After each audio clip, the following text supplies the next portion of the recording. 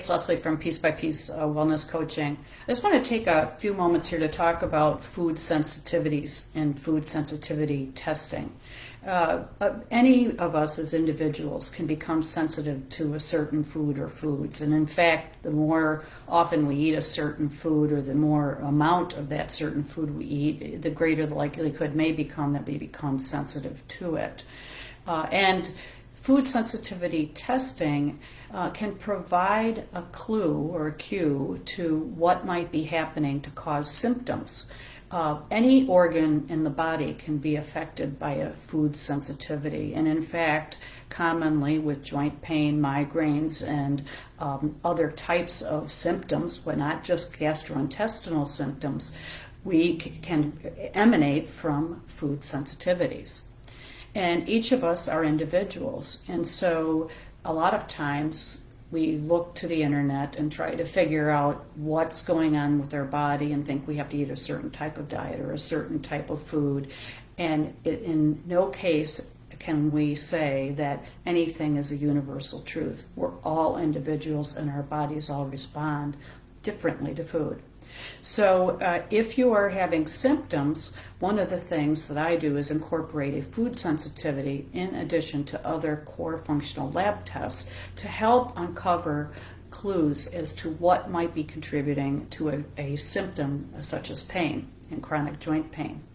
And the reason why food sensitivity is one of those tests is because often food sensitivities are involved in causing those types of symptoms. Now, it could be that other types of issues are also causing those symptoms, in which case I use other standard core labs to identify those things, whether it's a gut testing to identify if an individual has a leaky gut or has pathogens or toxic exposure or some other type of thing contributing to the individual's symptoms. But symptoms are not normal.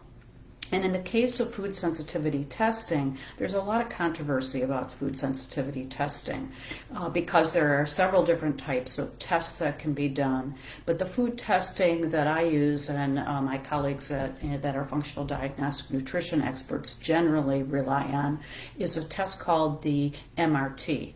And that's a mediator release test. And what that test does, which is different from other types of food testing, is it helps identify foods as well as some chemicals and some food dyes that you might possibly be sensitive to. And the test, the MRT test or the mediator release test that I use, looks for 170 different types of foods or substances that an individual may show sensitivity to.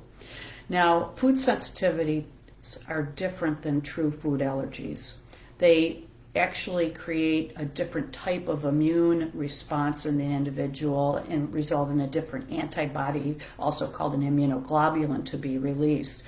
And food allergies generally occur very quickly, so where a lot of us are familiar with like peanuts or peanut butter, and a true reaction that happens causing a histamine release in a mast cell and a very sudden problem for an individual. That they are developing rashes or sudden vomiting and nausea or even anaphylactic type of reactions. But food sensitivities, even though they're called a type of allergy, they're actually a delayed hypersensitivity reaction. And that means that the food sensitivity is often hard to detect for an individual, even if they are eating the same foods over and over again, because the food sensitivity can occur 45 minutes because it's delayed after we eat a certain food or foods we're sensitive to, anywhere up to several days after. And so that makes it very difficult. It's not like a true allergy where you know the minute you eat something you get a reaction to. And so why I like the MRT is this test, you don't have to be eating the food specifically in a certain course of time to show evidence on the test that you have a sensitivity to it. And other tests you do that are just looking at what's called an immunoglobulin or an IgG or an IgM reaction. This is actually a test, the mediator release test, looking at some intracellular immune response to certain foods, the 170 foods, for example, in the test that I use. And the benefit of that test is not only do you not have to necessarily be eating the foods, it is really helpful because it's a fairly comprehensive coverage of the types of foods to test. And of course, it helps guide us then when I'm working with an individual in their protocol and back to health to really understand what they have as a clue to what they should be eliminating. We all know from their diets, and in case of food sensitivity, unless it's a true gluten or wheat based allergy, for the most part, foods could be reintroduced after a period of 90 days where a person abstains and eliminates those foods that are looking as triggers for food sensitivities in their diet.